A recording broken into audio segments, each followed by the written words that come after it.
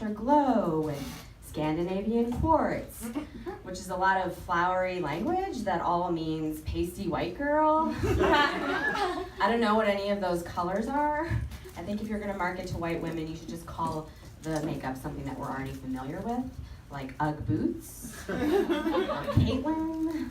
I understand what colors those are. I really do love Sephora though, because when I'm shopping for a bold colored lipstick, I think that I'm gonna be bolder in my life.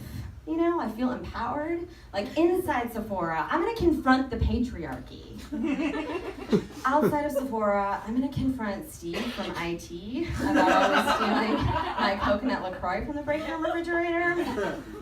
Inside Sephora, I'm gonna travel the world solo. Outside of Sephora, I'm gonna eat tapas solo. Not adventuresome, that's just sad.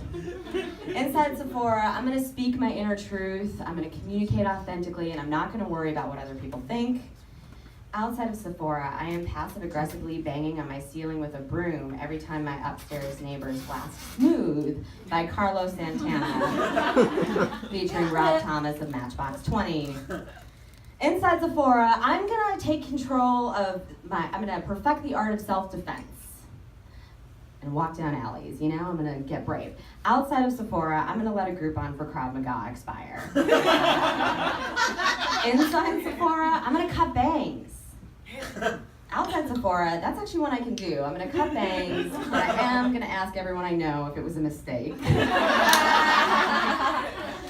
I love going to the salon, I love getting my hair done because my stylist massages my scalp, which is super relaxing.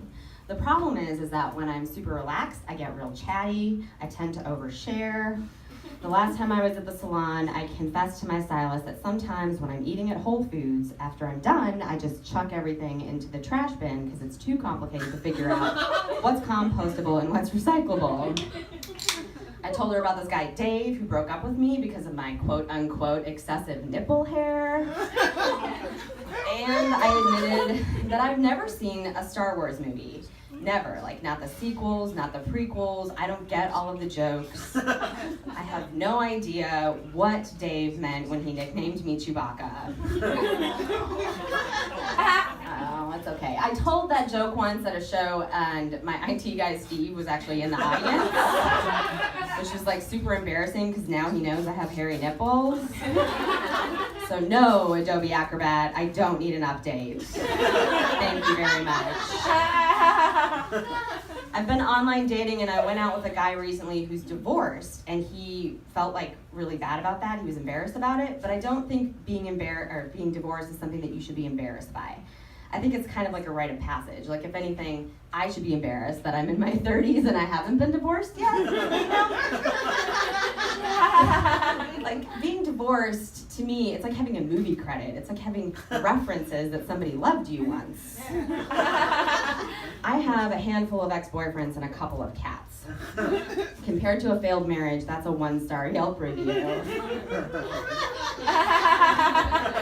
I have a hard time swiping right on photographs of, there's a lot of guys in Austin who are like, there's pictures of them rock climbing and windsurfing, and I have a hard time swiping right on them because I'm afraid if I connect with a windsurfer, I'm gonna have to then go windsurfing with them.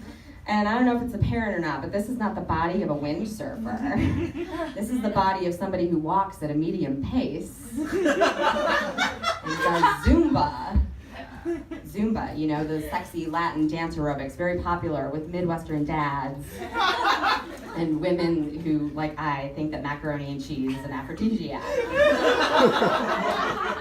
I am Zumba hot. In a Pilates class, I'm a 3. In Zumba, solid 8. I'm also crock-pot hot, footy pajamas hot, one of the 3 hottest women in line at an H&R Block. I really do wish on like Bumble and Tinder there were more pictures of guys doing like things that I would swipe right on, which is like dusting a ceiling fan. That's super sexy to me. Or like carrying 3 bags of groceries and a case of Topo Chico in one trip from their car to their apartment. That's hot. Or like just like watching FX on a couch. Because I don't have FX. And it's expensive, like buying Atlanta on Amazon.com. Like, I would totally swipe right on that. I recently went to a Regal Cinema to watch a movie. And when I bought my ticket, the guy who gave me my ticket also gave me a Regal Gold Club membership card.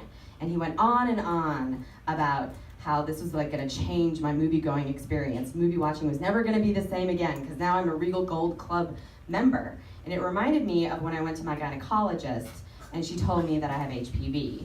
Like, I thought, oh God, like nothing's gonna be the same again. This is gonna affect my entire life. But it turns out it's not a big deal, and everybody in that movie theater is a Regal Gold Club member.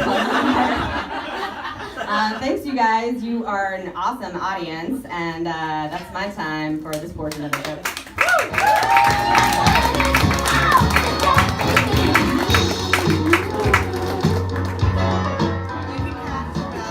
Hosting the next Smile More show on Saturday, April 1st at 10 p.m. at the Institution Theater, and check out her self-help podcast she co-hosts for the Not So Serious called Help Wanted. And that is on the internet, I believe. It is.